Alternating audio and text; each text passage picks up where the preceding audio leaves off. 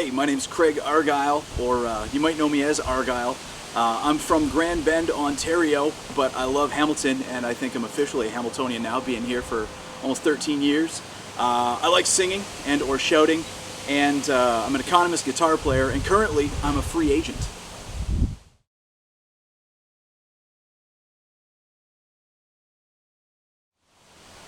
Alright, what got me into punk music? I remember it was the summer between grade 8 and grade 9.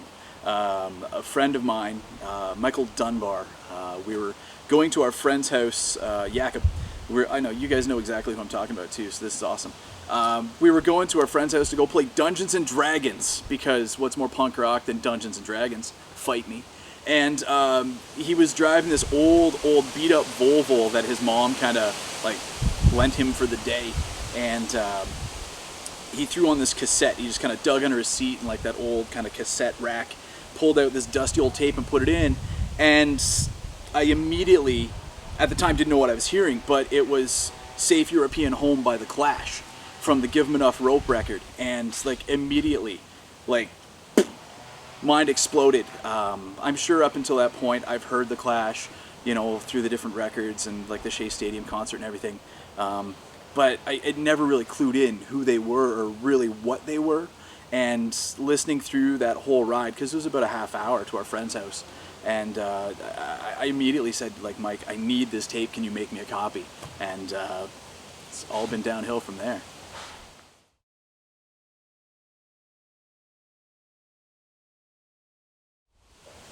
Alright, so my musical influences, or what got me into music in the first place, unexpectedly, believe it or not, it was singing in a church choir when I was about 6. And also my mom.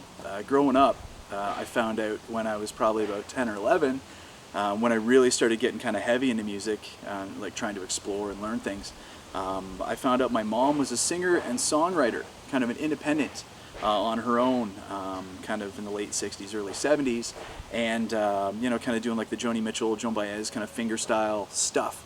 And like she had loads and loads and loads of stuff. She had, you know, she referred to it as her shoebox of dreams almost. And unfortunately, before she had me and got married, at the time, her boyfriend, who later became my dad, kind of told her to pick one or the other, unfortunately. So sucks to hear. However, she was always super supportive. You know, every show I played for the longest time, she always came out to, you know, even making like bedazzled shirts and stuff, doing the bootleg merch thing like moms all do. But between that and then, yeah, singing in church choirs, learning how to sing properly, and at one point I was lucky enough to get an invite to the Stratford Boys Choir as a soloist, which was kind of neat. I mean, I kind of turned it down, unfortunately. It was a lot of travel, and I was really little, so I didn't really know, but I mean, I appreciated the training. And from there, I learned how to destroy my voice through scotch and cigarettes, and you know, just being generally abrasive.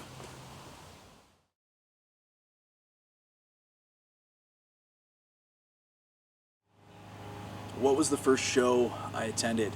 And the punk rock show, that's a totally different story. So the first show I was supposed to attend was Sharon, Lois, and Bram. We were going for like Beavers, you know, like the little Boy Scouts, in case you don't know. It was like a big trip, and we all kind of divvied up between the different lodge leaders and went in different cars, kind of carpool style. And the car I was in, for some reason, broke down at a gas station, like 30 kilometers outside of London. So we were stranded, and then kind of got to the gas station. They fixed it. By the time we got to the venue, which was Centennial Hall in London, the show was like, they were doing like the last Skinamarink thing. And so I got to see 6 minutes of it from the back row. But I mean, other than that, my mom, again, being musical, she always took us to like open air festivals and stuff like that in London. And I mean, the Home County Folk Festival, you get some wicked stuff, like just crazy stuff like Valdi. Got to see Valdi at a young age, which was really cool, and I didn't understand until I was older.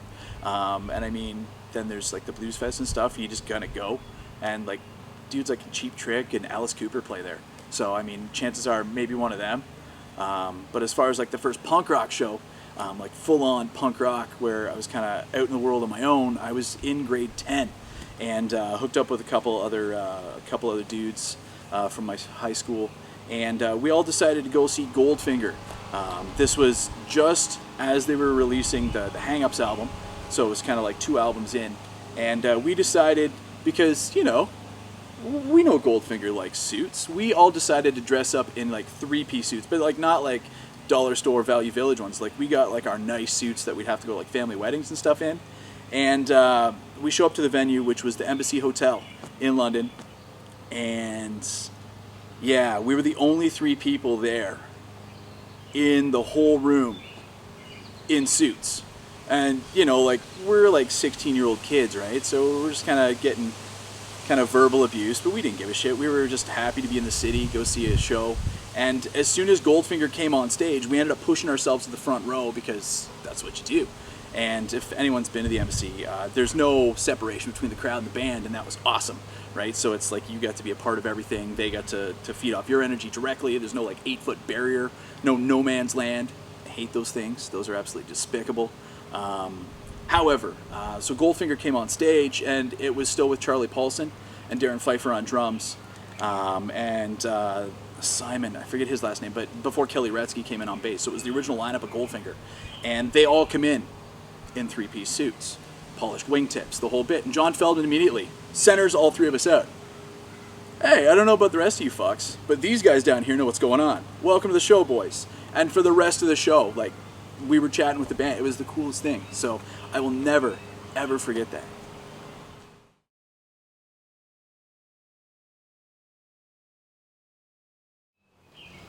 Favorite show? Yeah, so, I mean, as we just discussed, you're kind of full of shit if you say there's only one.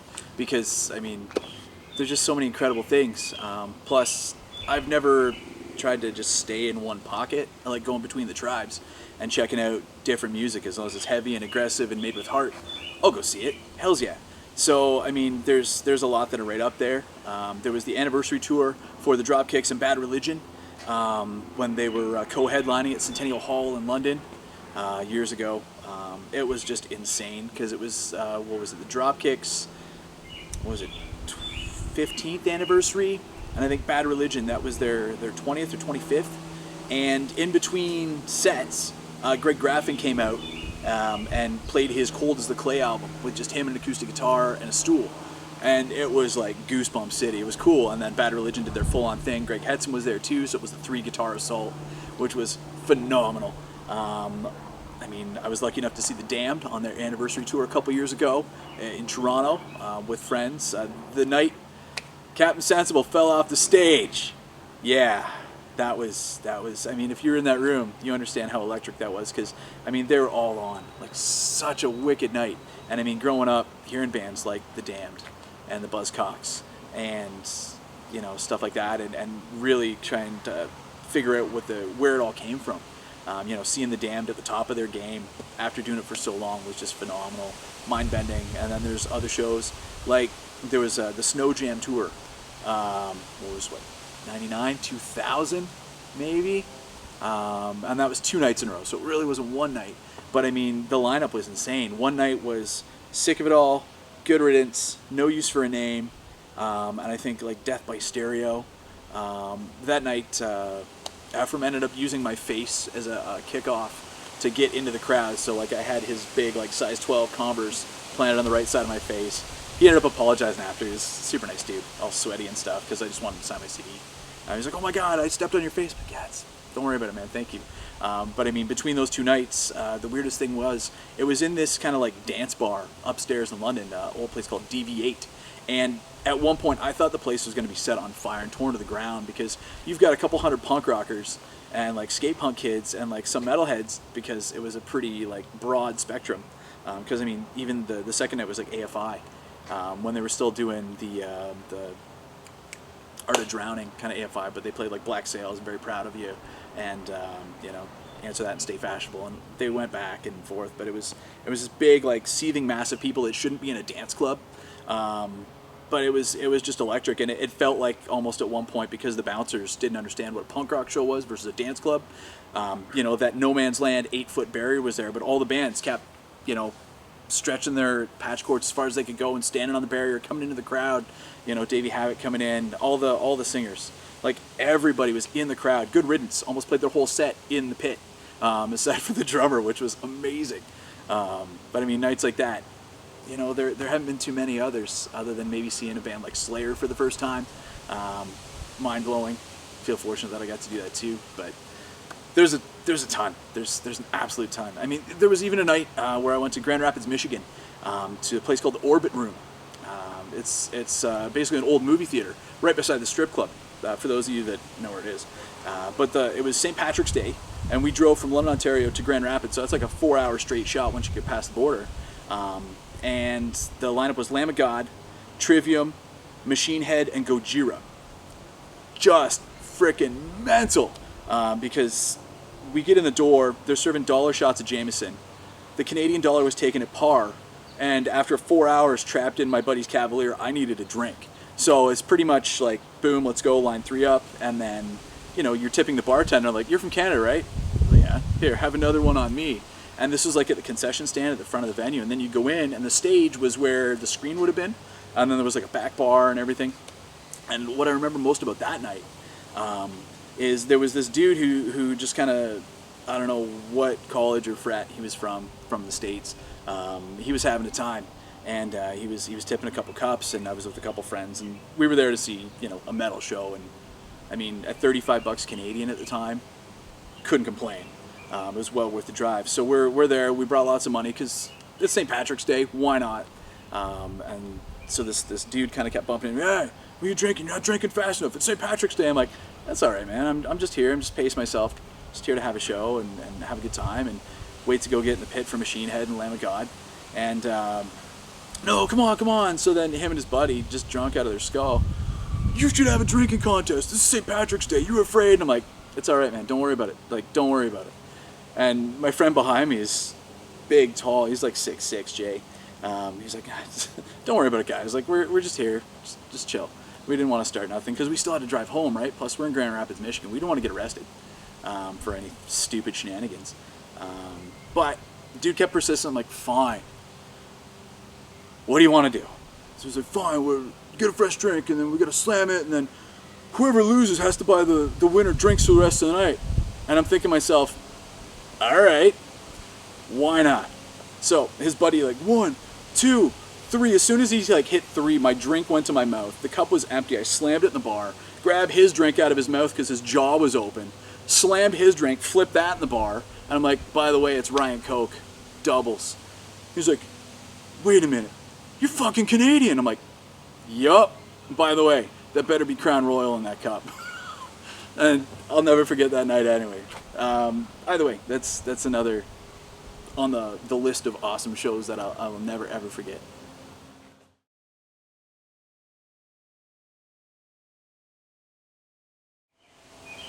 All right, past and current bands. Obviously being involved in music since a very young age.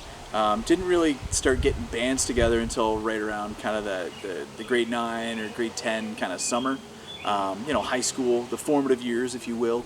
I think a lot of us kind of gravitate towards that time, right? Because we start coming into our own and figuring out about playing instruments through other like band class, or you just kind of get that teenage angst out there, whatever you want to call it. I remember the same two dudes, Darren and Matt, that I went to that Goldfinger show. We tried to put a band together because we were like 3 of the only punk rock kids in this rural community school. We all played rugby together and did like all the same shop classes and stuff. And we're like, yeah, we should play a band, right? Oh, Craig, you like to sing? I'm like, yeah.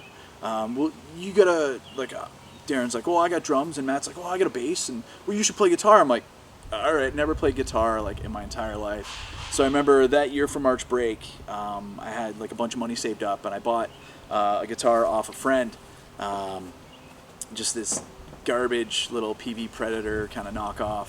It was like a Univox. I think I still have it somewhere in the basement, covered in like garbage stickers. So tried to get a couple chords together and learn to play and sing at the same time. I think we did like 1 or 2 like backyard shows. I remember at Darren's house because he had like this big pool and backyard, and he always had parties and stuff. So we played like maybe a half hour, just some like stupid covers, just enough to kind of get out there and say, oh yeah, we're a band. We didn't even have a name. We just had like this sign. no name yet, and then like an asterisk. Whatever, we just wanted to get out there. Other than that, nothing really kind of got moving until I was in college, first year of college. So I would have been 17, 18. A couple of us in the same radio program in London at Fanshawe. We, again, tried to get a band together. But for some reason, everybody played guitar except for one guy who played bass. So it was really eclectic. Never did absolutely anything other than studied and played guitar. After that, after college, it was probably a couple years till another friend of mine said, hey, Bandaman needs a singer. So I did that. The band was called Swimming in Secrecy. I know, extra arty. Kind of like an Incubus-y kind of System of a Down kind of sound. So it was all over the board, but I was really kind of stepping in and learning more about like properly singing aggressively, as opposed to just like blowing out your vocal cords. Couple years after that, because I had to take a break, because at the time I was a new father and newly married at a very young age, so priorities, things got put on the back burner, and didn't really kind of start up again till probably about 2009 when I moved here to Hamilton and met up with some dudes, just kind of doing like a classic rock cover band thing. I was just like, just kind of see what's out there, sang with them for a bit, and then met Simon Marshall. And we started a band called, oh God, what was the name of the band? I totally forget. Our Sinking Cities, that was the name. Oh my God, Simon, I am so sorry, I forgot. So we put like a 4 or 5 song EP together, Simon and I, and we were looking for a bass player for the longest time. And nothing really kind of took off. We got a guy from Brantford. We played a couple shows, one at the Red Rooster, with like Coffin Cheater and a couple other great bands. I think actually the Rotten was still there. Angie was still playing drums and kicking ass, and Will was still doing his thing on bass. And that was a wicked show. Great night. After that, I joined a Celtic band, some of you might know, called The Saints Are Coming. Ontario's premier Celtic act, if you will. Love the Mahones. But it was kind of like a different sound. It was kind of more flog and molly, like had more of the organic instruments like mandolins and some of the members of a band called the Swinish Multitude kind of blended in. So we had Nelson, who's now in the Rogues, or the American Rogues. He was playing accordion. Mike Spicer is playing mandolin for us, which was really cool. Kalen Comba played fiddle. Even though it was a viola, but he's like 6'7", so he had to play a viola so his head didn't look so big. True story. Ask him about it. He lives in BC now, so I'm sure you get the stuff out there. But it was this big 7-8 piece kind of fluid band almost, where people would come in and people would go out. But I did that for quite a while. We recorded a studio album done at Grant Ave Studios with Bob Deutsch. Which was absolutely incredible, standing in that room and using condenser mics that are worth more than my car. And then the finished product was really cool. And then we were lucky enough to have a CD release party at Hamilton Place in the First Ontario Theatre there. Sold that out. That was a wicked room. Played like a whole huge evening. And then Brody over at the Casbah was kind enough to offer us an after party. So that was fun. Did that for a number of years, probably 6, 7-ish off and on, and then kind of wrote some stuff that wasn't really that vein. Created a band with some other rad players like Shane Anderson, a band called Come Out Swingin'. That was super cool, kind of street punk hardcore stuff. We did a recording there at Schoolhouse Studios with Nick Ginn, or in Dundas, Ancaster, out there. Rad room. Except the fact that it was in the middle of, or it was like the end of January, early February. And I remember recording because they had one breaker in this like old schoolhouse, like 1900 schoolhouse, hence Schoolhouse Studios. But everything was running off it, including the board and the heaters in the actual studio. So we're trying to do a live on off the floor record. And every time they turned the heater on, it was just like that last thing that like trip the breaker, so like our amps and everything just kind of would just shut down, so then Pro Tools and the board would shut down. So we did that over like a dirty weekend, which was kind of cool. Had some fun with that. Excuse me. After it was a good haul. That was a really fun band. We got lots of stuff going, whether it was Differences Opinion, certain issues come up, lifestyle choices, we'll say, with some band members, lead to different roads that everyone wants to take. So, we chose to kind of do a disconnect, I guess, if that's what you want to call it. I chose to step away. I just didn't feel comfortable in the situation, and to let everybody know as best I could. Still love those dudes, and kind of did some more singing for Saints Are Coming, which was kind of cool because it was one of those bands, right? Well, St. Patrick's Day is coming up. Do you want to play like 6 shows in 3 days? Yeah, I do. And obviously, being a Celtic band, St. Patrick's Day, you get taken care of, which is kind of cool. But here nor there, that was some fun stuff. And then after that, kind of, I guess, dissolving because of people moving across the country, having families, doing stuff. Try to have a Celtic band sometimes with a couple founding members and a fiddle player. Those are pretty key. So a couple of us tried to keep it going. I just didn't have the same vibe. So we're still in touch, but we're not really doing anything that vein. However, it's always on the table. After that, kind of floated around for a little bit, helped out as a hired gun for a couple people in a couple projects. One specifically, Radar Hate with Doug Hell, or you might know him as Dolly Vapid, bass player for the Vapids. So I helped him out, played a couple shows with him and Radar Hate. Still working on a couple things with him here and there, passing stuff around. You never know. And did that for a bit, and then I was in Crash Landing one day, of all places that you go to as a musician in Hamilton, and I was looking at some records, and Crash comes over and he's like, "So I hear you're not doing anything right now." Well, no, but I'm always looking, right? He's like, "All right, these guys you got to meet. You got to go talk to these guys." All right, so he hooked me up with Dwayne Timbers and a band called Prior Convictions, and so I chatted with those guys, and I was doing Prior Convictions for quite a while, and had a good time, and just kind of after a while you get to a point and you're like, yeah, I've kind of done everything I need to accomplish, and you kind of get to a point where you're just like, yeah, I'm gonna maybe write some other stuff, and again, sometimes if that doesn't fully gel, I guess, with current lineups, there's nothing wrong with doing your own thing. Played with Prior Convictions, finished up there in the winter 2018, right around Christmas. Did lots of great shows there, and after finishing that up, making a bunch of electronic music because, again, just love weird and wonderful electronic music. Currently, I'm a free agent, so yeah, always making music on my own. But hopefully, after we're allowed to go out and play again, something will kick off. I have faith. There's enough talent in Hamilton, and there's enough of us just been biding our time and waiting for the opportune moment when it's safe to kind of go high five people again. And I'm sure as soon as the doors open, we'll be back. So you never know what's going to happen in the future.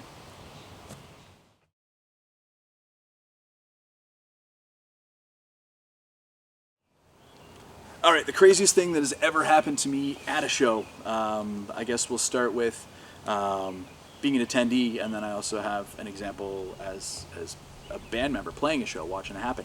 One show I distinctly remember about just weird mental stuff off the wall. It was at the Embassy Hotel in London, and the Dayglow Abortions were playing. Jimbo was still playing. So it was, I don't even remember the opening bands, but it was like this hot, sweaty July night. So like the place was just humidity incarnate. The dance floor was soaked in sweat, beer, and what other bodily functions happen at a Dayglow Abortion show. And they had like these TVs running like just weird, random like Snow Channel or like cartoons or whatever on the side. And I remember halfway through Two Dogs Fucking, Jimbo picks up one of the TVs, and it's like this little like 12-inch black and white tube television, and he throws it off of the stage. Almost hit me in the side of the head. So later that night, it was just a weird night because like there was like this weird tension in the air. A fight broke out in the middle of the pit, kind of like this rain, and 2 bouncers came in with mace.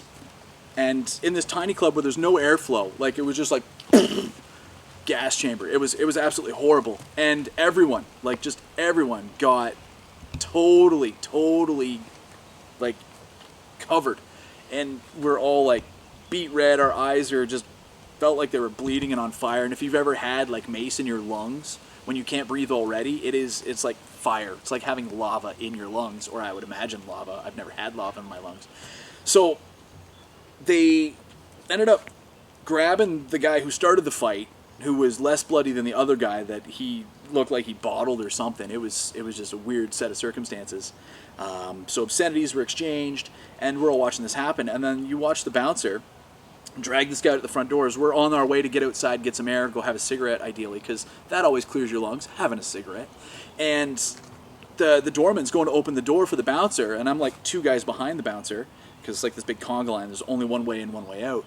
And the bouncer's like, close the door. So the doorman closes the door. The bouncer picks up the guy by the scruff of his neck and like his belt loops, uses him like a battering ram into the beater bar on the door to open this metal fire door, tosses the guy in the street, and then like kicks him in the ribs. Don't ever come back.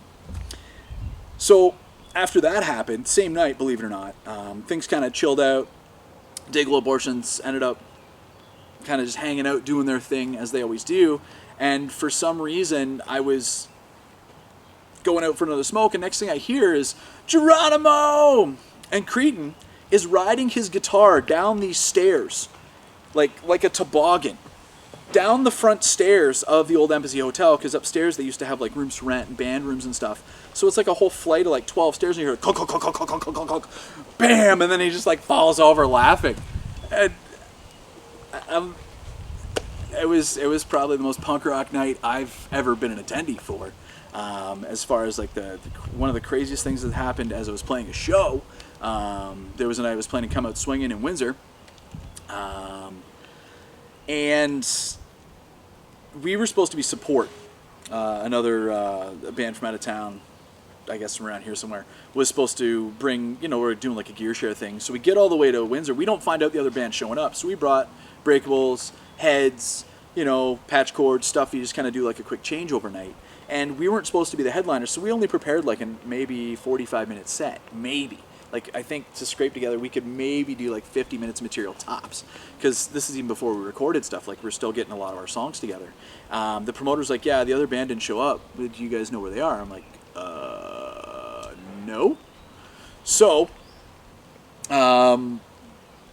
as bands tend to do, you get to the bar, you have a couple drinks, and a couple of us had a couple more than the others, which things happen. So we're trying to fumble and find where the rest of our gear could come from. So one of the attendees, Matt, he plays in a band called Stalefish. His band Jam Space was just like 20 minutes away, so I was like, if you want, I will grab, like part of the drum kit you guys need. He was the coolest dude, absolutely crazy nice guy. Ended up playing that show. I remember people in the crowd pouring beer on the floor, like this gross, dirty dance floor in the basement of like this bar, and then using the floor as a slip and slide, like on their bellies, tossing beer cans around, making like beer can skates, and then like tossing chairs and stuff. We ended up playing our set twice, because they're like, play more songs, and we're all looking at each other like, okay. So we just kind of flipped the set list upside down and played it front to back again, and it was a wonderful night. I mean, other than that, being in a Celtic band on St. Patrick's Day at a place like the Corktown, they're always packed, crazy events. I mean, if any of you have been, Corktown's kind of like the place to go on St. Patrick's Day. And being a Celtic band, you play most of the night. So I think that night we probably played for like 4 hours. We probably played like 3 sets. But it's what you do. And there's like this little hallway just off to the kind of stage left of the stage where the washrooms are. And it's like big enough for like one person to get in. And to the left is the women's, to the right is the men's, and then there's like a utility closet there. And it's barely like a 6-foot cube. So I remember we were playing, I think like halfway through our second set, maybe the end of our second set. So it's right around midnight. And kind of out of the corner of my eye, I see like these 2 like big dudes, and I'm talking like big dudes, like football player, large, tall, broad dudes, probably like ripped out of their skull. And they start like pushing, and next thing I know, we're kind of finishing songs, and our bass player's chatting to the crowd, and I look over, and the one guy goes to swing at the other guy, but the one guy's girlfriend gets in the way to try and break it up at the wrong time. So he connects with this girl, like this maybe 5'5" girl, like just full on. This punch was intended to floor like this giant of a man he was squaring off against. Knocks her out cold. She hits her head on, they had like a mop bucket there, like those yellow mop buckets. She ends up collapsing like a ton of bricks. Boom! And then, woof! It just kind of went off. But that wasn't the craziest bit. So the craziest bit was my wife, or as we call her, traffic cop Steph. She was bouncer Steph that night. I don't know what it was. She just like sprang into action. And she immediately got in between these two dudes and broke up the frickin' fight like she was a bouncer. Like, just no nonsense. If you ever meet my wife, she is the most pleasant, patient, calm, loving person. I'm not just saying that because I'm married to her. Love you. But she's totally non-threatening, non-violent. But like when shit kicks off, she is no nonsense. It's like mom voice happens and you're listening, and you just see her take like this guy like by the shirt. That's it. You're leaving. And then she like walks him out. And then waited with him until the cops got there, got the other guy into the ambulance, and then got back in, even though there was like this crazy lineup outside. But yeah, seeing my wife do that, I'm like, oh, it was, it's like something you see in like a kung fu movie. It's always like the little guy that you never suspect, kind of swoops in and just annihilates people. That's kind of what happened, but she just did it. She's like, and it was phenomenal. And I love her for it. But if you're ever at a show and you're starting stuff, my wife's there, hide. That's all I gotta say.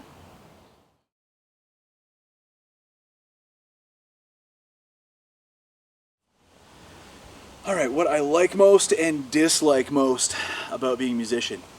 First and foremost, I'm sure people have referred to it before as this, but it's kind of a sense of therapy almost. Being a creative, we'll say. You want an outlet. You want a way to kind of get what's up here and here out there, and that way you don't explode, and then that way you kind of don't kind of close inward. So I appreciate that it's kind of an outlet to kind of just get stuff out there, and with that obviously you also get at times when like everything's clicking, like the band's firing on all cylinders, the crowd's totally receptive, and you get like that give and take, and that energy kind of builds up. It's almost like this euphoric thing. Like it's kind of like a state where when like you're at that show and you get that connection, whether you're in the crowd or on the stage, it's kind of, I'll say it's better than any drug I've ever had in and around here, whether it was prescribed or not. And to me, I don't really do drugs. I like beers. So it's a hard thing to kind of explain in that respect if you're not a music type, like you don't like going to shows or whatever. But obviously, if you're watching this, you are. So hopefully, you kind of understand that. But as far as what I dislike about being a musician, I mean, there's always gripes. There's always things. But I mean, I think the biggest thing overall about treatment musicians and this whole thing called exposure, that's always, it never sat right with me. I mean, frankly, I'm still looking for that plumber that's willing to work for exposure on a Saturday night when my toilet's clogged, or that mechanic when I need a new transmission. If you want to work for exposure, I'll put your bumper sticker on my car. But I mean, that whole unspoken thing about, oh, musicians will work for exposure. I can't pay my rent with exposure. I can't feed my family with exposure. So yeah, that.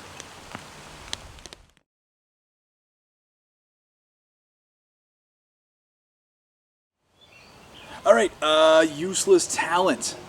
Although I'm sure I could probably cite a few that anyone would find useless, because, I mean, what is talent other than something we feel wholeheartedly in? Gives us a chance to be creative and do something fun.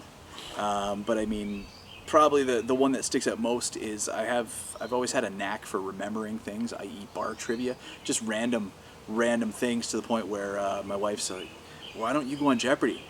I mean, for the longest time, I didn't apply for Jeopardy, A, because Canadians couldn't get on, and B, that smug bastard Alex Trebek.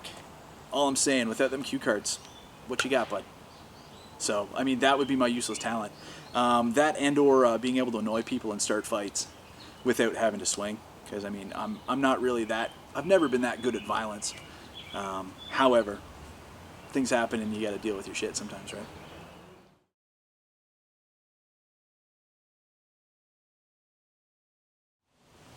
The $1,000,000 question, the favorite food. As much as I love Taco Bell, I'm afraid at this point because Sandy and Matt and Bigley and Steve have probably shut the one down over here, so I probably can't get that beef and cheese burrito and fry supreme I really wanted. Overall, my go-to's always been like Szechuan, like Szechuan hot pot or like pot stickers. Something about that Szechuan pepper where you get the kind of numbing feeling around your face and you get like the hallucinatory sweats, but not like the ghost pepper where it's like, holy shit, I can't taste my food because all I taste is ghost pepper and I'm breathing volcanic ash. It's just this warm, sweet spice.